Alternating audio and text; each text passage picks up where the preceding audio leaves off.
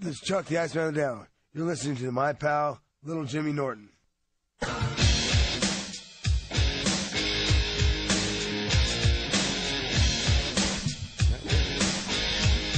It's getting busy in here. Opie and Anthony. Of course, Jim Norton.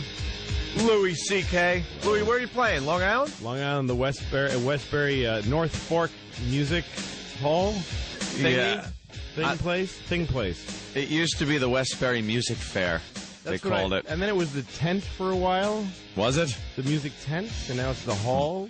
I don't know. Now it's, the North Fork Bank. The Long Islanders now. It's on Saturday. They know. And it's in the round, right? I think so. I think we're... I don't know. I don't know if I'm, rotating in the round or something. Yeah, you are in the round. I think it rotates really slow. The stage rotates real slow. Yeah, that's I saw Bob Saget there, and he was making fun of some old lady that was at his show. And he had to keep pacing, No, and then all of a sudden, his perspective, because like you just said, the stage, rotates so slow that you don't even think it's rotating. Mm-hmm. So what was hilarious, he wanted to go back to the old lady to make fun of her again, and he's pointing... And she's no longer over there. She's now behind him, and everyone starts laughing and yelling, she's now over here. And he was so confused because you have no idea that thing is slowly rotating. No. And you got to concentrate on what you're wearing from the back also. Yeah, exactly. Because, usually you get up there, you don't care if you're baggy pants, hanging ass, whatever. Yeah. Now you got to kind of look good from all around, 360. Yeah. I usually have caca on the back of my pants. I saw Yes in the round once. Caca. Really? How were they? It was Yes. In the round. They're not many better from behind. It was they're great. It's not like when you see the back of Yes, you go, oh my God, that's what all the hoopla is about. What I was missing. It was a 3-hour show, and they played 4 songs, so it was terrific for everybody.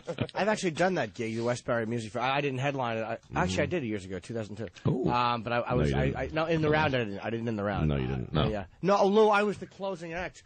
But I did it in the round with Jay Black and the Americans, who has the record for the most sellouts in the Westbury Music Fair. A little bit of trivia. Hey, I like that trivia. And he's filthy. He drops the C-bomb. Really? Oh, he's a dirtbag when he talks. He's a hoot. Really? Yeah, he's great. What's he Jay sing? and the Americans? What's the big song he sings? Only in America. You mean that? He's saying... It begins with a C. There's a song with a big C. Cherokee No. No. I don't know. What is that song? It's like a one-hit wonder. No, he had a couple of big ones. Ones. No, he didn't. Jay Black and the Americans? Give me the very best of Jay and the Americans. Give me the song list. Yeah, there's a lot of hits there. Which one? First of all, the very best of Jay and the Americans has 7 songs. So they couldn't scrape up 8 or 9. Nothing against Jay and the Americans, but if you put out the very best of Jay and the Americans, you better damn hope that you have more than 7 songs. How do you wait? 7 only in America. This magic moment. I know that one. A bit closer. That one.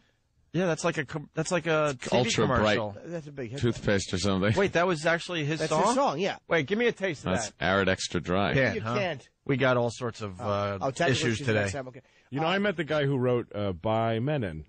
Oh, no, really. I did. And Seriously. Is the whole song just by Menon, or is there more to it? Yeah, that's it. That's and he makes a fortune on 3 notes. By Menon. He actually That's wrote it as B.I. That's right.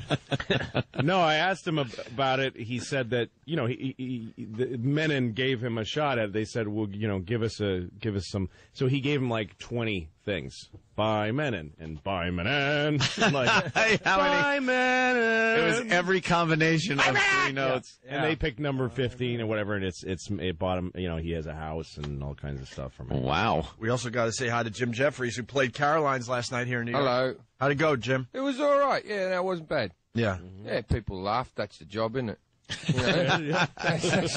That's all you can ever ask for. Yeah. I love how you drop the C-bomb. What is it, dropping all these swear words? Is this an American term now to say you drop the F-bomb? Well, the bomb. I hate because I hate so much saying, he said the C word. I hate the C word. And that's what one of us curses. Yeah. So, man, you dropped an F-bomb, like just, in the wrong time. We're very militaristic, country, and we love dropping bombs and stuff. Yeah. So even curses can be dropped like a bomb. And hopefully injure people. Let me get this correct. Is Louis C.K. so big now that he has people standing behind him at a gig? Is this what we're talking about? Yes. Is that what happens? Like, is that what you mean when you're in the round? No, like, in the round means that, that there's seats all around you and the stage rotates. I've never done it before. Retards thought of this. Like, what is that a good... That's a stupid idea, right? I'm not sure which retard thought of it. Yeah, but it was a retard. I don't think they really had comics in mind when they did that. It was like for a band. Oh, so it's a big place. It's not like an 80-seater. Right? No! Oh, God, that would be funny. Intimate club in the round. You're standing on a sit and spin. Yeah, it's just like one of those things they put mannequins on. A bus boy spins you around. Yeah, like a Disney exhibit. Like standing on a 78th. Yeah. Like in the middle of a Chinese restaurant so you can get to the food. Yeah.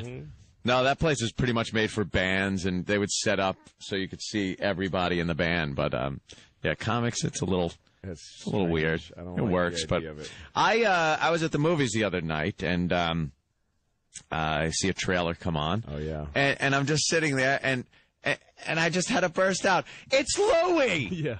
Yes, you were huge. I'm in a trailer. I'm like 18 feet tall. You were huge on the screen. I'm just like, it's Louie. You know what's great is that my dad and my mother both had the same experience because they didn't even know I was. That's how little I could call them. That's how bad a son I am.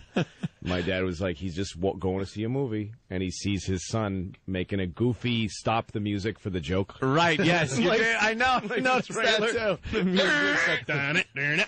And then my joke. And then, that's really... He's that guy in the trailer. Really cheesy. What movie? It's a movie with Martin Lawrence. It's called Welcome Home, Roscoe Jenkins. Right. And he plays it's coming out in February, I guess, and he plays this. I got this call from my agent once last year during the summer saying they want you to audition for this Martin Lawrence movie. And I said, no, I don't. I don't audition for stuff because I never get it. Right. I stink. Not with that attitude. Yeah. And so they because it's not just you don't just. You got to go park in some place and get a validation and walk in the hot sun across it. So there's a lot more than just standing there and auditioning. Yeah, and then you get in there and they're like, "We're so glad you're here. We're fans of your stand-up." And then you open your mouth and they go, "What? Why did you come here? You're awful."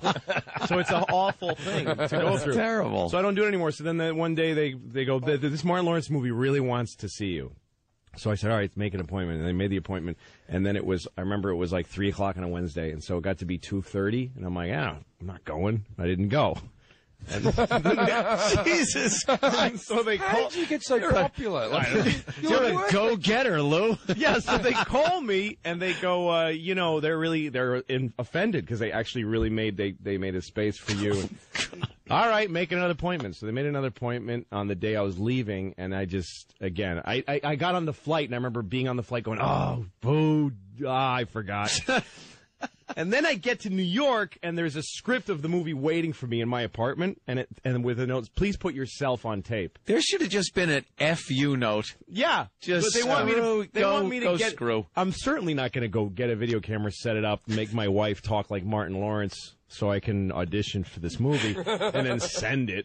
So I said, yes, I'll put myself on tape, and I never did. And then 2 weeks later, my agent called and said, they're giving you the part.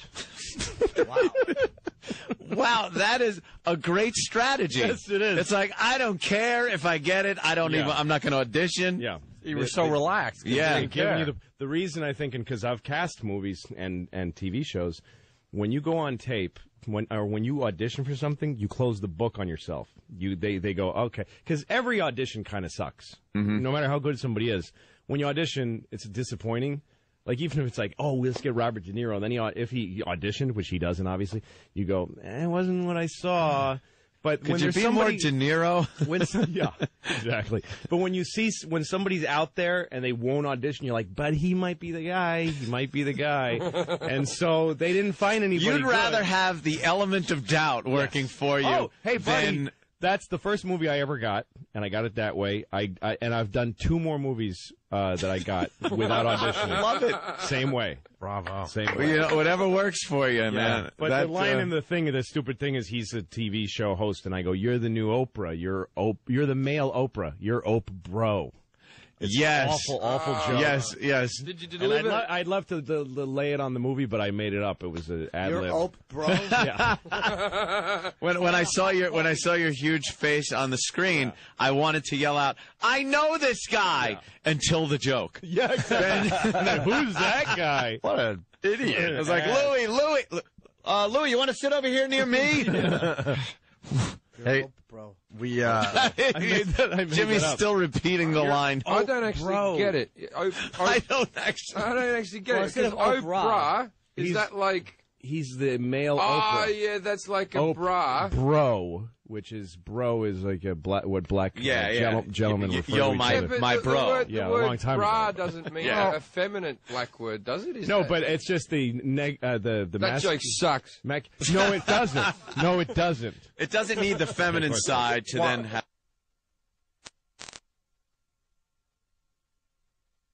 why don't we listen? Why don't we listen to the joke? All right. Okay. Showtime. Yeah. America's music. favorite talk show host is married television sweetheart. You're the male Oprah. Ope bro.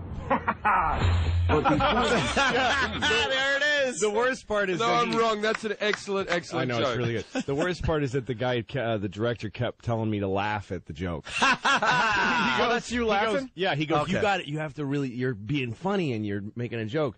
Everything I do in the movie where I'm saying anything that's funny, which is never, he says, you have to laugh really hard because you're being funny.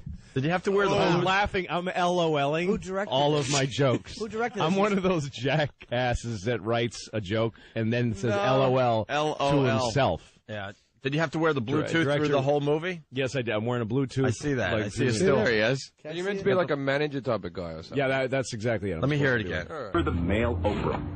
Ope bro. But before they start their new family, he's taking her back home to meet his. That's it. That was a Yeah, good yeah. laugh, though. It was it was funny. Who's the jokes. director? It He was sounds easy like he to wrote laugh those at. comedy. Malcolm Lee, Spike Lee's cousin. Cool, because he's right, though. That is the way to do it. Is you should always laugh after you say something funny. Yes, always. Good thing Spike didn't think that way. Yeah. Malcolm X, he would have said, go, "Hrr," after you say anything tough. You've been hoodwinked. Hoodwink. Let's go to Jared in Boston. Jared, what's up? Hey. Hey. What's up, Jared? Boo! Oh, give him the Jimmy Boo. No, not the Jimmy Boo. My chick does Awesome. that to me when I tell a bad joke in the relationship. We'll actually be laying around. I'll say something awful, and if it's really bad, she'll go, "Thanks, Uncle Jim," or she'll just go, or she'll just go, "Boo." She boos me in our personal life. Hey, we got a taser story. Reminding her that you're permanently older than her, that's got to be more hurtful, though. No, please. That she'll fills never me catch up to you. How young is your bird? How young is she? Well, she is. I'm 39, and she's 29. Yeah, that's all Or right. she will be actually. That's all right. She will be in 10 Well, years. yeah. Hey, I want to get to this story. It's a taser story. We love these. Oh. And in this case, the guy was tased to death. Wow, it killed him? This isn't going to help our taser pajama party. We're trying No. to get together. Trying to get like a lingerie party with girls, obviously. Yeah. Come in with girls to come in here, and then we want to tase them. As they're wearing little tiny little. And they'll be outfits. wearing like the sexiest things, little boy shorts and stuff. And we just want to like hit them with stun guns. Little teddies. Yeah. There's a few videos online. We can't play them today. We're shut down today. The master computer shut down. Are you seriously going to do that? Yeah, we really want to do this. Oh, my God. Is that Well, legal? Are you allowed we to don't- say we don't that? care. You're trying to- Do they have to Yeah. sign away the We might right? not even. Yeah, they would sign away their rights to well, live. Just go to Antigua. Film it in Antigua. Yeah, You'll we be just go fine. to another country and We're probably not even going to broadcast it. We're just If going you to do it get- somewhere. If you get tased, does a burn mark appear on your body, or is that just, you know? that's only if you really like Find out. leave it and bam, you know. So, If you just tap them, boof, It's they'll only just fair. fall down and scream I've been Oh, thinking and writhe around in their little hole. panties. Louis, there's videos out there. Go to YouTube. There's a girl singing "Sweet Home Alabama" in tiny little boy shorts and a little tank top, and she gets tased. So Oh, you you got it. So it is something that is happening out So there. you nicked this idea. Yeah, we want. Yes, Yeah, good for you. It's a good idea. Well, that was like a 10-second video. We want a whole party, man. You know, with all sorts of pajama party games. Pretty good. And we're gonna tase the girl. I was thinking about You should play Twister while you're tasing. And by the way, we had plenty of girls calling as soon as we brought up this. Of course you did.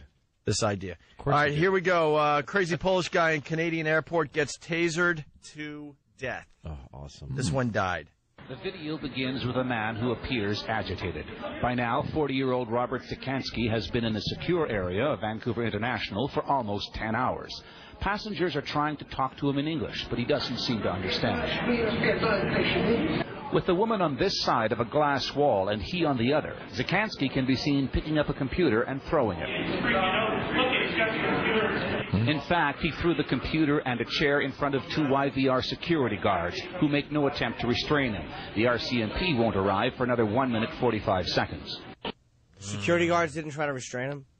No, they let it get. Yeah, we're gonna find out. I guess. Then the Royal Canadian Police Here's the clip of the hot girl singing "Sweet Home Alabama," just in case you didn't believe me. Where?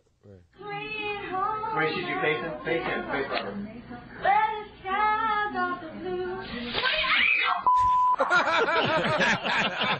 See? That's what we want to do right there. God. Do we have Happy Birthday, too?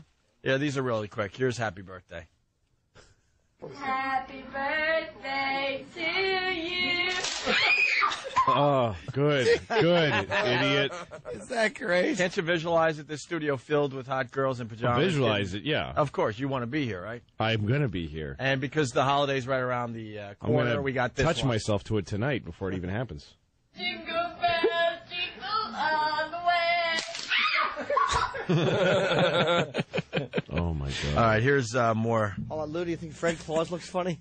Oh, does it look fun? I mean, it's not even mine to say. It's absolute that looks funny. A hoot. I've never seen so much advertising for one film in my entire life. Oh my God, it's embarrassing. And it doesn't look good. Well, that's why all the advertising. Yeah. Exactly. They don't do that over where you're from. No. Over here, if you see a commercial for a movie over and over again, it means it blows. When I see Vince Vaughn on that big wheel in the print ad, Crazy. it just cracks me up. It's like, why would a big guy like Vince Vaughn be on a big wheel? I know, that must being chased and stuff, and I laugh every time I see it. Oh, because he's too big for that. Of course he is. Totally too big for it. Oh, it's just silly. It's just so silly. Why would a big fella do that? I know. And then my mind runs through all the other little things that he can be on as Yes, a big fella. exactly. And I'm like, I can't wait to see what things they chose. So I'm going to go. I'm going to go. You can go to the tape whatever you want, man. You're old, bro. Yeah, wonderful. Oh, bro. Yuck. Here's more from the crazy Polish guy. You gotta laugh. Oh, yeah, sorry. You're old, bro.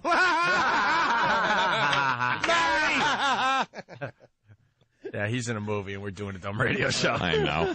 Yeah, we're idiots. Yeah, I got $100,000 for a week's work. Really? Wow. For that joke. For that show. So It cost me 200. Tell me you do other jokes just as What? good. There's like four No, or five. that's the best one. That's the best one. That's the best one. 100 grand. He's going to have the very best of Louis C.K. He's going to have seven right. jokes. That's one of them. That's right. That's right. That's going to be number, number one. Meeting Jay That's Black. good. I can tell my friends that I know the guy who says the Oprah joke. That's right. I'm going to be like the king back in England. That's right. When that that's movie what I'm gets gonna- released on DVD. That's what I'm going to be to black people after that movie comes back. It's Oprah guy. Hey, Oprah guy. Yeah. All right, here's more from That's going to be on my posters when I go on tour. Oprah, Louis C.K. here's more from the crazy Polish guy. Despite two clear warnings that he does not speak English, the RCMP speak to Zikansky in English for about 29 seconds before they taser him. At one point just before this, Zikansky can be seen putting his hands up and walking away, seemingly in frustration.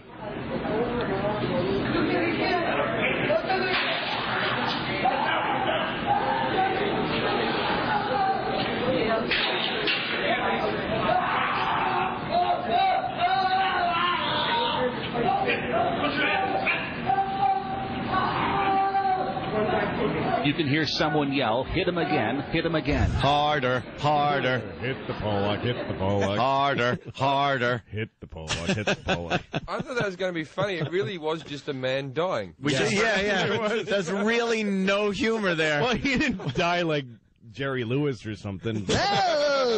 No, don't. And he clearly said twice he doesn't speak English. How exactly would he do that? Yeah, exactly. He just heard a guy die. Dude, I don't speak English. Yeah, stop. Here's the last. Don't of the tase story. me, bro. Don't tase me, bro. I love that. Two Don't more tase me, join in. bro. One officer appearing to place his knee on the victim's neck, and it appears to remain there even after Zakansky stops breathing. Oh, boy. About here, Zakansky seems to stop breathing, and the officer with his back to the camera still has his right knee on the victim's neck. I heard him say code red. On the right of your screen, someone in a suit appears to check for a pulse. An autopsy would later reveal Zakansky had no drugs or alcohol in his body at the time of death. Damn. But he had a lot of volts of electricity. It was glowing. Might have had something to do with it. It seemed like the knee to the neck might have caused some complications there. Yeah. That's the thing that has kept me from doing anything where I would be arrested in that fashion. Yeah. Like if I ever get arrested, I will be very cooperative gentleman. I'll put my hands behind my back, whatever it takes. But the resisting thing, that knee to the neck. There's a whole bunch of standard procedures that can kill you. Yeah, exactly. You know, and they're fine with it. Like totally. you will just be dead, and they'll go on working. Yep. Oh, the cops love killing people. Yeah, well, you know, it's we have a case here in New York. Sweeping statement, I know. Case here in New York where a guy was shot 20 times. He came out of his house. A 911 call came in. Mother said that her son is acting all weird and violent. Could you send the police? And in the background, the son, all you hear him saying is, "I got a gun. I got a gun. Come on, bring it." So that's what the 911 operator then conveyed to the police. Yeah. A lot of people don't understand that when you call 911, it doesn't go to the cop car as he's answering. The cop just hears, "We have a call, violent man with a weapon." Yeah. It's a very dangerous version of telephone. Right. So they go there. Now a second 911 call comes in. And apparently this one, which just turned up today, the mother again calls and somehow says, kind of vaguely, that her son doesn't have a gun. But the son keeps saying he's got a gun. How do you vaguely say you don't have a gun? Because she was kind of like... my son doesn't have a gun. Yeah, he doesn't have a gun. Well, the 911 operator asked, "Is he armed? Does he have a gun?" And she went, he said something. It wasn't like, no, he does not have a gun. Don't shoot him. It was a bit vague. Yeah, it was a little vague. Yeah. And that message doesn't get to the cops. They're already, they're flying. They could be there already. Yeah, it's yes or no. Right. Yeah. So he comes out of the window finally, and the cops tell him to stop. He grabs into his pants and under his shirt and pulls something out. They open fire on him. It turns out to be a brush. Yeah. It's a brush. He wanted to look good. I agree with the cops on that. I reckon kill the... Yeah. The cops were well within their right. They felt... The cop doesn't... There doesn't have to be a gun. They just have to feel that their life is being threatened to use deadly force. And if he was pulling a brush out, he was just being cheeky, wasn't he? At that moment, he didn't want to... Cheeky. That's one word he was for just it. being a bit cheeky there. Yes, he was. I think you're right. And implying that he had a gun. So kill the bastard. But I heard Earl on Ron and Fez yesterday commenting on this, and of course Earl was all against the police on this one, saying they shot at him even after he dropped the brush. All I could think of, I wanted to call him, but all I could think of is the cops going, "He dropped a brush, which means he's still got a gun." And just opened up on him. He reached into his pants and pulled out a black hand. So it needed to be shot. Pretty much.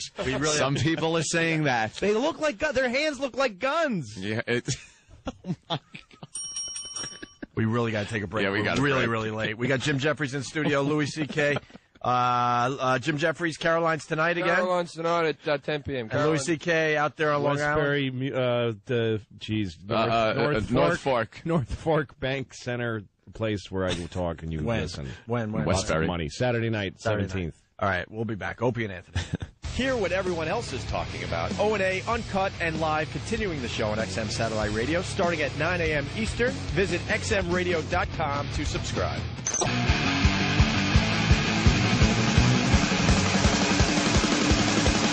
Yeah, we're back.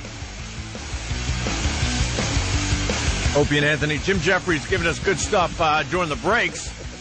I'm funny in the breaks. Rubbish on air. No. Awesome in the breaks. Now we're going to go right back to that in a second, but I got to play tomorrow's sound so people are into the game for tomorrow, okay? This is what you're listening for between 7 and 7:30 if you want to win $1,000 tomorrow. Hi, I'm Kenny, and I love the taffy.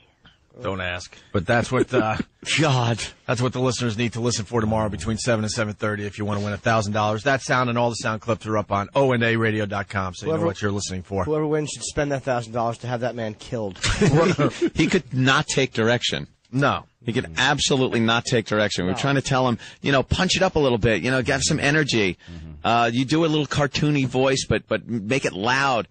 Okay, it was the same blah, blah, blah delivery. And laugh at it after you say it. Laugh at it, yeah. Just some, yeah. Finish with the word bro. You got to make it clear that a joke happened. So if you don't laugh, how's the audience going to know you're trying to be funny? They might actually think that you think his name is Oprah. Right. You better laugh. You better laugh. Yeah. Jim was talking about how the Brits are not nice people. Well, and we're just getting into it as we got back into the show. I was just saying, every time I see like American stand-up, they're always like, I went over to England, and English people are so polite. They do this, right? You people are the politest people in the world. Right? I'm getting people every day telling me to have a nice day, and I'm such a moody bastard. I'm looking at them going, I'll see about that. Don't you tell me what I should do with my day, you pompous American. Right? But the Brits are the rudest. Like, if you people think they're all polite and tit-bit tally-ho and walking around with bowler hats and, like, going, excuse me, and all that type of stuff, I can't say exactly what they say, but go to a football match and have your son's head kicked in front of you because he didn't know what the offside rule meant, right? Like, they're proper rude people. Proper rude people. Proper rude. And, like, no one tips or anything like that. Their beer is flat. Do you want to know why their beer is flat? Right? Like, it comes through the taps flatter because they're cheap bastards, right? They want the beer to the top. They don't want any head on it whatsoever. Right. Because if there's a little bit of head on it, that means they're losing, 3% of the volume. Yeah, no oxygen. They don't like ice because once again you don't get as much drink and everything, and because their teeth are so rotten, they're sensitive that they can't even drink fast. Sensitive teeth. They really nice do. Warm liquid. They really do. They scoop the ice out of the drink, and they're a horrible mongrel breed. They stink as a nation. They do, but I live there and I miss it very much. Yeah. Well, and you were talking yesterday that there's racism, but it's different. It's not the typical black white racism thing. They used to hate the black people in the 70s, right? And they had some very racist sitcoms. They call them, what's the word they use there? Nignog. Nignog. Oh my God. Is that what it's called in England? I'm not having that nignog come around my house. You know, right? Wow. Are you serious? Yeah, nignog. Wow. Yeah, sounds like a drink you have on Kwanzaa. That sounds like a that used to be in sitcoms, they would say this word. And then but that sounds like a sitcom catchphrase. I'm not having that nignog around my house. All right. Someone Google a show called Love Thy Neighbour that the Brits had on in the 70s, and the show was basically, there's a white family and a black family. They live next door. How are they going to get along? Actually, that's isn't that where All in the Family came from, I think? No, that was Man About the House. Till Death Do Us Part. The thing is... Man About the House was Three's Company. Oh, okay. Yeah. All day in this sitcom, he would call him Sambo, Nignog, all these type of... Jungle Bunny was another... Right? Like, and you go through the whole show, and then the black guy would call him Snowflake, like once, and everyone would go, well, now it's even. Now it's okay. The black guy's had his own, everything's fine. Well, that's what I've always felt about, black... dumped? They had... What? Why were they dumping English versions of words in this context and discussion? The description of what Jim was saying has been dumped every time. Are you serious? Hysterical. Well, I'm sorry. You mean your fault? It's not your fault. Hysterical. Not your fault. There's no racism in England. Then I was speaking in context. Yeah, that's what. Be careful with that word too. It was completely in context. Yeah. And it's just... these aren't my thoughts, people. It's describing... My dad, on the other hand, that's exactly how he thinks. What the words are in England. That's like, amazing. no one would... Wow. It's well, funny folks, that's a bad word in England because it sounds so harmless. Yes, it does. It sounds silly. Wow, that just stopped a hilarious That's amazing. segment of the Opie and Anthony show. You were on a roll too, my friend. Yeah, he's funny. He's funny. It made Jim leave the studio. He's going to march It'd be down funny the hall if people and talk go to Tom. see him now because they take our word for it, and then there's just blank spaces in his accent. Like, no, he was really doing the whole thing on the air, and just. Well, okay, Oh, just for the record, there's no racism in England. Oh, not even at all. I just wanted to be quite certain. There's none anywhere in the world. None. No, it's none. all love. It is. I bet you they didn't dump Snowflake. Yes. Yeah, exactly. I'm not well, that's the talking thing about is it. that, but the words that black people can say about white people are they can't hurt No. because, like, the words that people call black people bring them back to all the terrible things that have ever happened to them. That's why they hurt so much. But you call me a cracker, and it brings me as I'm like, oh yeah, well, I owned a lot of land and people. And, where does the word cracker come from? Where does that come means from? it's something that you call somebody. It means crack of the whip. So it's like it doesn't really make it's not like you're taking a person down like cracker. Yeah, well, Yeah, yes, a white suit, some lemonade, Where does and, honky a come mint from? julep. A mint julep. What about honky? Is honky what is that one? I don't know how honky. It's just a dumb word. Some Honky. people say it's because of the way that white Americans talk. Oh, kind of nasally honk, honk, honk, honk, honk. Yeah. Okay. yeah, That would make sense. I don't think there's one white person that has been offended by that word. Not a one. My daughter cried. When she was called a honky? Somebody called her a honky in school. Because they were Are you trying to... serious? No, of course not.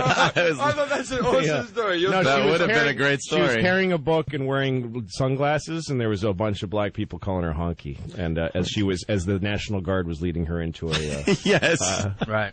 Segregated school. Yes, exactly. What happened, Jimmy? I just saw Tom in the hall. He's like, I talked to him. I don't think it should have been dumped. I don't think that was Tom. Oh, well, Yeah. F and A. Am I in trouble now? No. No, you're not. No. The guy is, look, I know he's Bloody trying honky. The guy turned You into have to leave the country, though. You know how frustrating that is? That was probably the funniest segment of the entire show, and Yeah. a lot of people didn't get to hear it because we got a panicky Pete on the button. Yeah. He's a little worried, but the racial Line stuff, of the dude, day will relax be with the racial silent. So stuff. can we say the word? I would hope so, yeah. It Which- shouldn't which- be. So, Tom said it's okay? He just said it shouldn't be. He said I talked to him. I'm like, Tom, the guy wrecked this You didn't segment. talk I to know him. he's trying to do his job, but he wrecked this segment. Yeah. Jim. I mean, it happens. Jim Jefferies, don't overdo it, but maybe you could you could go back there. Nignog's still a bad word. Is that one going Well, to be? that's what English people call black people... in Nignog. It's not even an American word. No. I'm not saying I agree with it. Those awful racist people. Yes. And I really But, wish they see, wouldn't use this my word. point, my point is they used never. to in the 70s. They used to have a problem with black people, and then in the 80s it became they had problems with the Indians and the Pakistanis was the big problem that they had, and they united about that. And then it was like after September the 11th, they had problems with Arab people, and now it's since the EU has opened up, they hate the Polish people because the Polish people will do a kitchen for you for half the price, and the British really? are the laziest workers in the world, and everything's overcharged. I had some renovations done in my house. Of course, I got Polish people in. I wouldn't make an English person make me anything. They couldn't build anything. They're drinking like 10 cups of tea a day, the lazy pricks. They really are. Like the average English person they work at drinks 4 cups of tea a day. Right now, I live there. I'm part of their population. I don't drink any, so that means some bastard's having 8. Right? A day, every day. Yeah. it stopped us in our tracks here, though. So this sitcom, let's get back to that because that's interesting. All The right. sitcom was called what? Love Thy Neighbour. Love Thy Neighbour. And it still airs on Australian TV because don't even get me started on Australian racism. That's, So they're, that's another they're in 70s racist. But it's funny to hear racism from other countries. Like, yeah, That's why this is interesting. Yeah. They're like, we call them kangaroo lovers. It's like, what? There's nothing here. But Yeah. somebody's being bothered by it. But So not here. and this sitcom was a black family Next door to a a white white family and how they're going to get It's along. called Love Thy- They had another one called Mind Your English, which was like a guy who was an English teacher who taught English to foreigners, and there was every different type of nationality, and there was some great stereotypes in that sitcom. Oh, that must be it right there. If you're an Indian bloke, your head had to wobble in that sitcom. There was no other option. You know what I mean? It was that type of thing. Yeah. See, there's That's Love Thy Neighbor, probably. There's Love Thy Neighbour. There.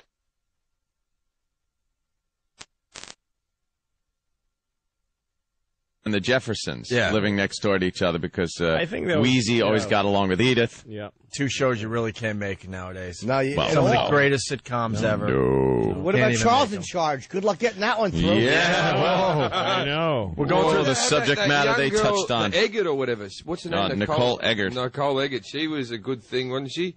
What's happened to her? Is she still kicking about? Nah, she kind of got old. Yeah, she screwed herself up. She got like implants and I don't remember who she yeah, was. got those like soft. She was like the porno or 16-year-old on Charles in Yeah. Charge, and then she became a Baywatch babe. But I liked her more when she was on Charles. Charles in Charge. Yeah, before she Because I got was the jaded. same age as her or something, and I thought Yeah. she was a bit special. See, you understand where I come from because we always talk about who was hot when you were growing up watching television, and these guys are like they're picking like women. Like Wonder Woman and this, and I was like, no, I was always into chicks that were my age on television. I had a thing for Punky Brewster when I was 8 as well. Right. I'm serious. I used to think, That yeah, age, she's a good thing. You're like, But I Punky. was 8 and she was 8. You say I'd like to go and hold hands with her. I was. You know, the little innocent thing. I want to hold hands with Punky Brewster. But Solange Moon. I was 20 at the time. She grew up to be a good sort as well. Oh, yeah, now you want to hold her globes. I picked her right. I picked her at 8 that she was going to be a hottie at 20, and Solange Moon. Yeah, there you go. Yeah, good sort. Paid off. Big titties on Solange Moon. Well, that one. What are we going to dump the word? Can you believe they don't even like that word? That one. Even that sweet little word. Yeah, look, we're all in agreement that one's going to be dumped. When you go back to That one is, when you go back to some civilized nation, tell them the story of how we are just How afraid of words we are. how afraid of words Americans are. Yeah, words hurt. I wasn't being hateful. No, But even if course you not. were, it should be allowed. It should be. It's not illegal to be hateful, even though you aren't being hateful. Yeah. We're the only country to drop a bomb. Can we lighten up?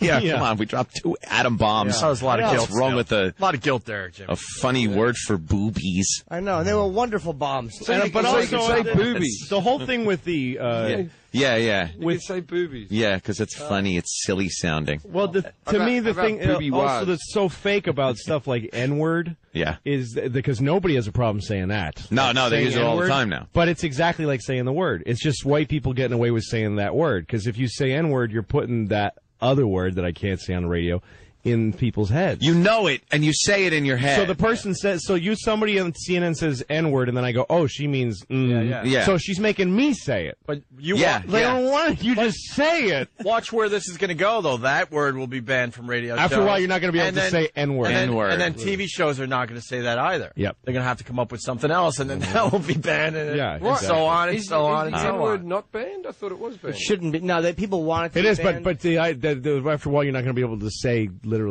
Well, but it is Are we funny. Like when you thinking watch of the same N-word. Well, like what's Yeah. his name? Mark Cohen. Remember him, comedian? He told me he was watching Blazing Saddles on TV, and they cut out the fart scene. Oh, yeah. And they cut out every bad word. Yep. Down, like even ass. It's the whole movie. And but the N word flying out of people's mouths. Oh, really? Yeah. I mean, it's all over Yeah, Blazing Saddles.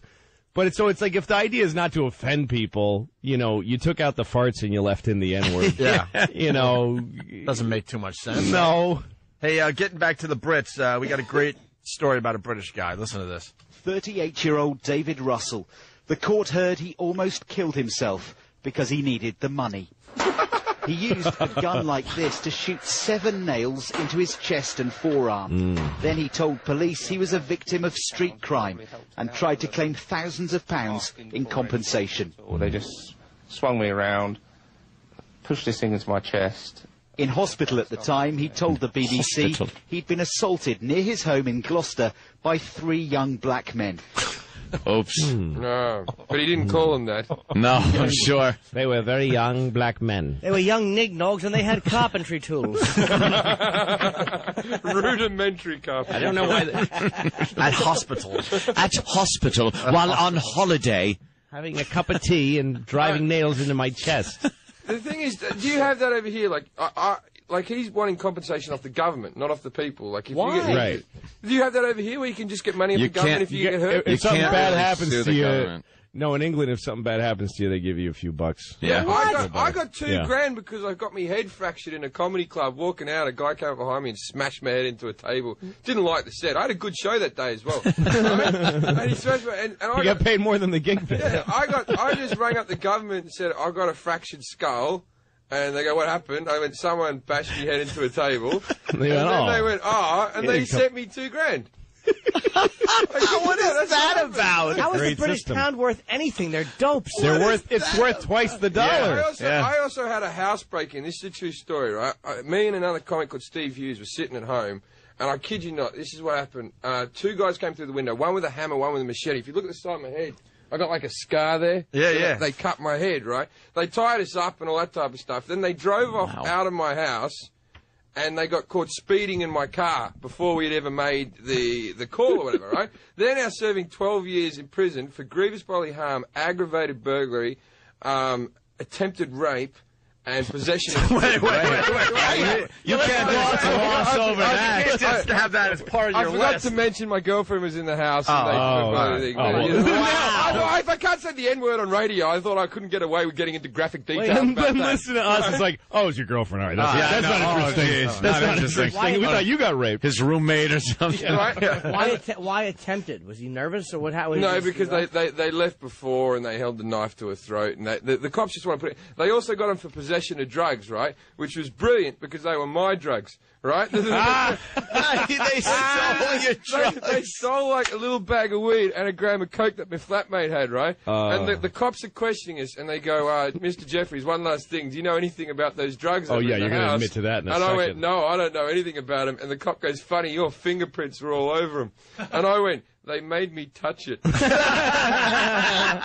That's the attempted rape. That's probably how they got caught. They're like, "What's that?" Sorry? He knew, but he just let it go. Yeah, the cops were laughing about it afterwards, right? And these 2 blokes got 12 years, man. That's a long sentence. And the thing is, when they broke into our house, they thought we were drug dealers, me and me other mate, the other comic. They thought we were drug dealers because, well, I have the lifestyle of a drug dealer. I never seem to go to work. I drive a nice car. If someone knocks on the door at 3 in the afternoon, I'll answer in my underwear, eating a bowl of cereal. That's drug you know dealer. what I mean? That's drug dealer behaviour, right? Or So comedian. One or the other, comedian. And they just assume, and they came in. And when they were tying me up, I thought they were going to tie everyone else up in the house, right? So I acted like they were doing it a bit tight on my wrist so that when everyone else was tied up, I could break free and do some of my ninja moves, right? Right. But that turned out they only tied me up and kept me hostage. You know, when they got pulled over, that's probably how they got caught was the drugs, because they got pulled over and it's just speeding. It's just, okay, and then we're going to search the car. Oh, there's drugs here. Those aren't mine. Whose are they? No, they belong to the guy who I just tied up and tried to rape his girlfriend. Oops. Yeah, they went for a big high-speed chase. There's at one stage during the break. I can speak about this now. The court case over. Right. One stage during the case. Right. I'm on the ground tied up, and my head's been cut, and my other flatmate's laying on the ground. My girlfriend's laying under the duvet in the bed.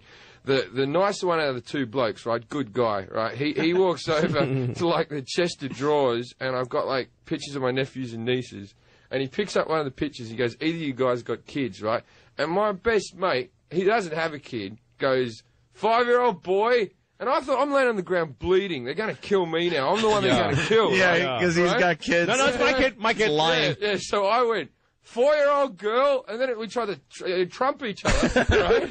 And I swear to God, I'm pregnant. Yeah, my mate goes, my one's retarded. No way. I kid you not. And the guys with the machete going, Why'd he cut your head? How did that happen? What happened was, I've also got a scar on top of my finger. And there was one guy who was really sadistic with a machete. It was like a sugar cane cutting one, like a big curved sort of 2 foot 2 inch thing. And they tied me up head to feet. And then my mate sort of made a bit of a sort of a lunge at him, trying to fucking, sorry, trying to fix. My mate made a bit of a lunge at him, trying to fix all the problem and all that type of stuff. So the guy said, "Don't do that again," and sliced the side of my head, right? And then blood was pumping out of my head just into like a puddle in front of me, and I'm tied up. And you think you'd be really nervous, but under that much pressure, the human brain just leaves. Like, literally, my head was just going, da-da-da-da. Right? I was like, nothing had happened at all. My girlfriend's crying under the thing, and then he tied me up with the power cord from my girlfriend's hair straighteners. And then when they cut me free, she didn't cry when they said they were going to rape her, right? But when she saw that power cord was cut, she was upset. She was like, you can only get this brand in America. I had to order away for these. I swear to God this story is true. I'm not making this up. So how they said they were going to rape her and they just left? They were doing it more to taunt us why they were in the house. I don't think they ever really were, but the cops just want to slap as much on them. Wow. They should. Good. Good. A machete. Good. You need guns in you need guns in your house. Yeah. Ant's a big fan of them. The thing is, the first thing I knew, I'm sitting in my living room chair, and then the guy comes through the window on the second story. And No alarm? No, well, the second story was open. We were in the house. No alarm? Yeah, but you don't have an alarm on while you're walking through your house. Of course you do. Oh, well, I didn't. No guns? Right? No guns. Everywhere? No. So the guy put the machete. I was just sitting around in my underwear. He's there with the knife to me throat going, get me your car keys, get me your car keys. And I'm like, look, man, every morning it takes me a little while to find them. Like, you know, when there's a machete to my throat. Let me rummage for a moment. Yeah, my grandparents lived in Mexico City, the dirty country that I'm from, and my grandfather, when he was like 94, he was pretty much totally deaf, and he had this big backed chair that he sat in that had its back to the front door of their house. And one day, these guys, banditos broke into the house with guns. And my grandmother, who was just the toughest woman, she just screamed, "Don't move!" at the guys with guns. And, like, she said, she tried to look calm and said, my husband is deaf, and he's 95. If he sees you, he's going to have a heart attack and die. And this is going to be murder. Stay where you are. And I'll get you whatever you're asking for. Like, she made the guy stay behind him. Like it's trick or treat. Yes, exactly. Wait here at the door, I'll go get you. Wait at the door, I'll get whatever you need, but do not let him see you because he'll die. And then you're going to be murderers. And these guys were just confused, and they said, okay. And so they're like, well, let's see some jewelry. So she went up and chose some crap and brought it down to them and stuff. And my uncle was there, too. And so they said, we want his car. They had guns. They're like, we're going to kill you. Yeah, but stay behind him, please. Oh, okay, we will. And they gave him, they got him jewelry, and my uncle, they wanted a car, so my uncle gave him the keys to his car, and they went outside and couldn't start it, so he had to come out and help them. He had to jump start their car. Oh, God, what, Mexicans? Oh, is that? Okay. Yes. We really have to take another break. Yeah. We're real late. Jim Jefferies, the English bloke. Yes. Australian expat. Oh, Australian. We don't know here in America. I'm not a nice Sounds guy. kind of. Let's call me English. He's at Caroline's tonight and Sunday. Yes. 212-757-4100, and of course the great Louis C.K. Saturday night at the old Westbury Music Fair, which is now called the North Fork something. I think Ticketmaster.com. Yes, Westbury. And how about we give away Island. some tickets to your show now? Yeah, let's give away. We'll give some tickets away to 3 random callers right now. 877-212-ONA. Oh, sorry. Louis was asking me before where I'm going to be January 18th and 19th. That's right. I was wondering about those dates. Borgata tickets are on sale now. It'll probably be sold out by the middle of next week. So www.theborgata.com. All right. Opie and Anthony. CK in studio, playing Long Island somewhere in the round. Westbury. That's all we got out of them today. The Westbury Music Fair. Westbury, North Fork something, Saturday Theater. the 17th. I think it's just the North Fork Theater. My tour continues. I was only going to go until November, but there's a writer's strike. I got no job. No, I'm going to be on tour MySpace.com. Hey, what do you think of that writer's strike, by the way? It's great. No, it's not. I mean, fantastic. Yeah, no, the thing, loving it. I mean, it's we should be on strike, but people that are into it are losing the point. Like, really? When the president of this guild announced we're striking, a bunch of people cheered. A strike is never a good thing. It's always bad. But people that are unemployed love strikes because then they get to do something instead of staying home. Oh, so there's some writers that weren't writing anyway. Yeah, they're like, yeah, something to do. Hey. And I can also schmooze with actually working writers on the picket line. They're networking. But here's the thing. To me, you don't want to hear about the strike, do you? It's so boring. Well, you're just trying to make it interesting for, like, the... here's what I would say. For the masses out there. People That's all that I'm are asking, telling Louis. you, like, these writers need something and it's not fair, that's not the point. It's just economics. No corporation is going to give you something because they should. Right. They're going to give you something because you make them.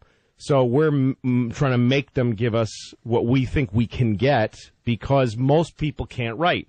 I mean, even when you watch a bad TV show, the writer had to be really good just to accomplish that awful TV show. So it's something that not everybody can do, so we're using that leverage to try to get more money, because we haven't had a raise in a while in certain areas. So, but people that get too into it, when you break up with your girlfriend and start calling her a C word all over town, it's hard to get back together with her. So yeah, people have to be kind of cool. You got to be a little careful, right? There could be some leftover animosity. Yeah. This is hitting the wire today. Family feud afoot for Fox cartoon. Listen to this. Fox is producing fresh episodes of the animated comedy Family Guy without the participation of its striking creator, Seth MacFarlane. Yeah. What? Who does pretty much all of the voices on the show. Voices, Not all, but... And he also, and he writes it. If there's anybody who's like the single power behind a show, because he kept it going when it was dead. God. Like, that's a show that got killed, and he crusaded and made it happen. Yeah, that's crazy. How are they going to do that? So what, have they just fired him, or is this because of the writer's strike that he's not going to be there? Yeah, I guess until the strike's over. Yeah, most shows when the writer, because of the strike, they can't make shows, but they're going to continue making Family Guy. Wouldn't he own the rights to it in some way? I don't understand. Well, no, they can. They own it. Fox and here's the explanation. Fox and sibling studio 20th Century Fox TV had the choice of going into reruns or continuing the show without MacFarlane, whose outspoken defiance of his employers have made him a cause célèbre for striking writers. After a large writers' rally outside the Fox lot on Friday, where he was one of the speakers, MacFarlane said the studio could proceed without him, though he hoped it would not. And they have decided to do Family Guy without Seth. Yeah, they're doing it because there's no way they're doing this for any reason other than that he spoke at the rally and that he was considered a great speaker. And he's a really active guild member, so they're just targeting him because they're just just showing off. They're scumbags. They of course can do they episodes are, that don't involve his voices, so it would just be like the daughter, the son, and the mum. Yeah. And the greasy deaf guy. Well, they'll just get what's his name that did Daffy Duck's voice. I hate to. I'll be fine. Mel Brooks. Mel Blanc. Mel Blanc. He'll do all the voice. Go get fake Fred or something. Yeah. I always hated that. Yeah, the fake Fred when it was like. Hey, Barney, what do you say we go to work, Bon? Yeah. I was like, wait, that's not Fred. The real Fred. As a kid, it was horrified me. Yes, me too. When he died. Oh, he died. Not Fred. So, that didn't stop them. He was as fat as his cartoon character. Drinking and smoking the Winston cigarettes that Fred and Barney used to shill as cartoon characters. Yes, I remember. Hey, Winston cigarettes, Fred. Pretty good. Yeah, sitting back behind there. Sure is, Bon. And the cigarettes are always the size of their whole bodies for some reason. Yeah. Because cigarettes for cartoon are so tiny that it looks weird, so they had giant cigarettes or something. I don't know. That's a good idea. That's probably why. It's a good point. I was wondering. Yeah. Louis is great at explaining things. Yeah. He really is. Like, I would wonder why would they be small. And well, if you drew Fred Flintstone and put a cigarette in his hand, it's like a tiny little line. Like a pebble. You'll never even see it. So somebody just said, make those bigger. How big? How do you remember that, by the way? But sir, that's the size of his whole body. But how do you remember that? Make the cigarettes bigger, idiot. Now we're looking at it on YouTube, and you're absolutely right. Yeah, the cigarettes are insanely long. They almost look like cigars. Yeah, like they're villains with long cigarettes. Yeah, like the penguin. Hey, and other... we don't know how look small... at that thing. We don't know how small they were. They were cavemen. Cavemen weren't as big as people are now. Through evolution, we've grown taller. Maybe in proportion, they are normal-sized cigarettes. That's true. And Barney was like 3'2". Yeah, right. Jim, but that's true. But the Winston Who was Company... doing the packaging? That's right. And R.J. Reynolds has been around that long, and they remember. Yeah, the caveman days. Yeah. Mm-hmm. I'm glad we sorted that out. Yeah. The other thing about the writer's strike, really fast, Ellen was supposed to do shows in New York. Yeah. Because she crossed the and line. she's not doing it now. And now she's not. She's staying in L.A. Oh, Why really? do you think that is? Because she knows the reception. She gets. Oh, they already said they're going to People are protest so mad outside where she's doing her And I don't know. shows. I have mixed feelings about it because I think part of it is, again, you can't really say F the companies because you're going to need to work with them again. So they just found somebody that says, it's her! Because she's not, she has nothing to, she's not, we're not negotiating with her. She's not keeping our residuals back. Is she wrong, She just though? reported to work. That's all she did. Reported to a job that she wasn't on strike for. Is she wrong to do it, or is she as a producer? It's complicated because Jay Leno is being a hero because his show is run by writers. Her show is up against shows that don't have writers. So, like, Jay goes off the air, so does Dave. Everybody's happy, and same with Jimmy Kimmel. But the shows that she's up against, Oprah, all those other shows, they don't have writers, so they can stay on the air. And her show is writer-driven, and also because it's syndicated. But, you know, she kind of should not be working. Yeah, no kidding. You know, because when she complains about this is what would happen to my show, yeah, well, that's what everybody's risk is. Jay Leno's whole staff is getting fired. Yeah. Everybody's losing their jobs because of this.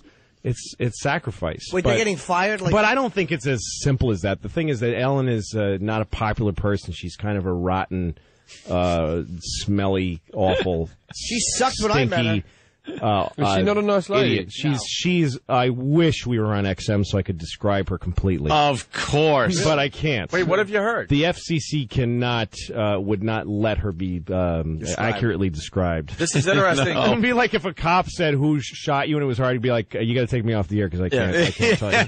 Jimmy met her in Vegas, so this is really interesting because he got the big blow off. She was doing something for XM, and we were out there for XM. So I was like, I'll walk up, and she's being filmed. I'm like, hey, I get my pictures with everybody. It's just what I do. You didn't get a picture with me. I've met you twice now. Yeah, but I'm too nervous to ask. Okay. So I walked up to Ellen, and I'm like, hey, I'm a comic. I'm also doing something with XM. I just wanted to get a quick picture. She's like, oh no, I can't. I'm in the middle of shooting, but she wasn't, and I wanted to spit in her face. Yeah, she's really. I gave her a good trashing, if that's any consolation. Good for you. I know people that work for her as writers, and she's dope and mean to people. Oh, easy, Lou, on the language. Yeah, you know what I mean? Yeah, she's a spoil sport. She's a real ninny. She's a right rotter, isn't she? Yeah. Yeah, she's a right rotter. Yeah, she's a... Yes, most definitely. They went to commercial, I was reading recently, and she yelled at her writers, why did you write that for me? Yeah, she's really got gallons of... Yeah, that had made the press last week, I believe. Was she a good stand-up in her day? Yes, I think she was. She was a good stand-up. Okay. She was fine. She was all right. I know she never made me laugh, really. But because she's got that way about her... being a leather. Well, no, not that one. Yeah, I don't. Who cares about that? But the fact that she has this sort of MO means that people pile it on. Yeah. So it's like, oh, look at her working. She shouldn't be working. And whatever, that story. You know what? I've had a show where I had writers, and often I'd look at them and say, you guys stink, and I hate you. So the stories about how tough she is on the writers, that I take with a grain of salt because... Well, I guess this was... There's a natural, you got to crack the whip, and also there's a natural thing where the person who's on camera is taking the hits for bad jokes. But would you do it in front of a live audience? What's that? Would you do it in front of a live audience? Oh, no, never. I think that's what the story was really? about. Yeah, she did a joke and it sucked, and she goes, why would you write that for me? And she was dead serious. Wow, I don't know. While they were in break. Yeah, no, she sucks. You had good writers on Lucky Louie, man. Every one of them. They were funny, man. Yeah. Hey, what do you call lesbians in Australia? Stiff tongues. Stiff tongues. Yeah. Wow. Stiff tongues. Interesting. Yeah. Do they always have? Are their tongues do we always get in stiff? trouble there? Yeah, don't say it 8,000 times until we see if it went through. Yeah. Why wouldn't it? What are you shaking your head? Oh, good. Okay. Yeah, you just can't describe, but just say stiff tongues. That's It's just a name. Yeah, not all Australians do. That just me and my brother, really, but we're both Australians. It's plural. It makes it plural. 2 guys. All right, we're just about wrapping up here. Once again, here's the sound you're listening for tomorrow if you want to win $1,000, courtesy of the Opie and Anthony Show. Between 7 and 7:30, we'll play this. Hi, I'm Kenny, and I love the taffy. There you go. That'll be your cue to call to win the $1,000. And then punch him. It's just a dumb thing that There was happened. some guy that called up. He stunk. His phone call stunk. He lost a couple teeth because he was chewing on the taffy. And we're like, why would you do that if you knew your teeth were a little loose? So he needs the money to get his teeth fixed. I had one of those great lame moments yesterday where I tried to explain someone the sausage phone call. Oh, yeah. I just couldn't really tell it right. I was just an idiot. I was just going, well, he had a 16-ounce sausage, and now he's only got a 12-ounce sausage, and he can't feed his family. And people are like, that's not funny. And I'm going, was. We were laughing about it. I don't know. His voice bothers me. There's something about the way he goes, the sausage, the package. Yeah. His voice goes like a knife. This is what Jim Jefferies is talking about. Let's try to squeeze it in from yesterday. Hello, 12-ounce guy. Oh, this is the guy calling Jimmy Dean because he's really pissed off about the 16-ounce sausage going down to a 12-ounce sausage. For the same price. Same price, and he's leaving this on hold. Hello, 12-ounce goddamn. Well, at this point, sorry, it really needs a little more setup. He's waiting to leave his message, and he's talking to his family. Little 12-ounce goddamn roll of sausage supposed to feed your brother and me and you, 600 pounds of men, at least, you get my point? And the two girls, and they put it in that pussy roll of sausage. Son of a bitch. Somebody needs their ass kicked. Some little consumer geekaroid.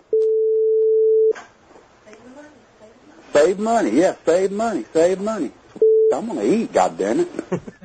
That's amazing. And meanwhile, the next bit's better. No, it gets better because it's amazing. Meanwhile, that's what he wants to do. He said save money, save money. He doesn't want to buy 2 12-ounce. He really so there's Yeah. some advertising that says this will feed a whole family, and he says him and his fat family His whole fat feel family. taken. Yeah. Feel They taken. used to buy 16 ounce, and now the company have dropped it back to 12 ounce, and Yeah. he's outraged. He's just outraged. we got to speed along because they're going to knock us off the air. So now it's time to leave the message. Yeah. Randy Taylor, I don't know where you people come from. I don't know if you test your products, your quantity of your product. Your products are very delicious. Love your sausage for 30-something years, but I can't take and feed a family of 5 on a little 12-ounce roll of sausage. I don't mind paying you more money for your 16-ounce roll of sausage, but you don't have it anymore. You've got a 12-ounce roll, and you've got 3 men that weigh over 200 pounds apiece, a woman that's a little plump Scotch girl, and a daughter who's 13, and you're going to try to take a 12-ounce roll of sausage and a couple of dozen eggs and feed that. It ain't going to work. And I'm not going to purchase your product anymore or ever again. Ever again. I love this guy. Oh, my God. 12-ounce sausage. But it's the way he says the G at the end. Sausage. Sausage. People who do that sound drives me nuts. Yeah. Sausage. I love that man. A couple of dozen eggs and a side of beef and an entire pig. To feed the family. Oh, no. She's a little plump. Just an open spigot of milkshake. And that's a 12-ounce sausage. Here's part 2 of the message. Angry. And as far as your 16-ounce and maple and sage, I don't eat that. I'm not from the north. I'm a Texas man. Jimmy Dean sausage is for Southern people to eat with the breakfast, with the fried eggs and the T-bone steaks. And I can't see going to a little 12-ounce package to feed 4, 5, 6 people. And I'm not going to buy 2 of those 12-ounce packages just because you want to downsize and charge the same goddamn price. I'd sure like a reply, and I'd sure like you to go back to your 16-ounce package on your regular sausage, because I'm not going to buy it otherwise ever again. I'll just have my own damn sausage made like I used to 30-something years ago. It's not tasty as yours is, but it'll work. Goodbye. It'll work keeping us How am I fat. supposed to feed my kids? Maple sage. 12-ounce sausage and the world of food. That gets better and better the more you hear That it. guy rules. He does rule. Oh, God, I love it damn how he's angry, but he keeps complimenting. Yeah. You got your 16-ounce maple sage, but that's for the north. For the north. That's I'm a for the Texas north. man. I'm Texas man. That's for men who bed other men. We lay down with a woman. We don't like maple. or sage. The thing I like picturing him with his reading glasses, reading the number off the package while he's dialing it. Literally thick glasses. Let me see right here what that number is. Customer service for the Let's see Jimmy now. Dean sausage. We're getting requests for that to be put up on ONARadio.com. It's the greatest thing Can we do that? That's fantastic. All right, we'll put that up on ONARadio.com. We're It's going to be my phone ring. we're out of here. Yeah, Jim Jefferies tonight and Sunday. Caroline's Yes. 212-757-4100. Sweet Louis C.K. Saturday night, the North Fork, whatever it is. North It's the Fork. old Westbury Music Fair in Long Island. That's go right. to Ticketmaster. Or LewisCK.com for information. Yes, and for me, go to my MySpace for information on my Brigada show in January. Thanks, Sammy. Bye-bye. And by the way, no XM show today, Yes, and the we're reason clear. is there's a master computer that is completely shut down. So ENIAC. no live XM show today, but they'll play some fine older stuff, I guess. And then the chatter begins, but that is the God's honest truth. They're having a major issue with equipment over there today. So we'll see everybody tomorrow live starting at 6 a.m. on the East Coast. Thanks, guys.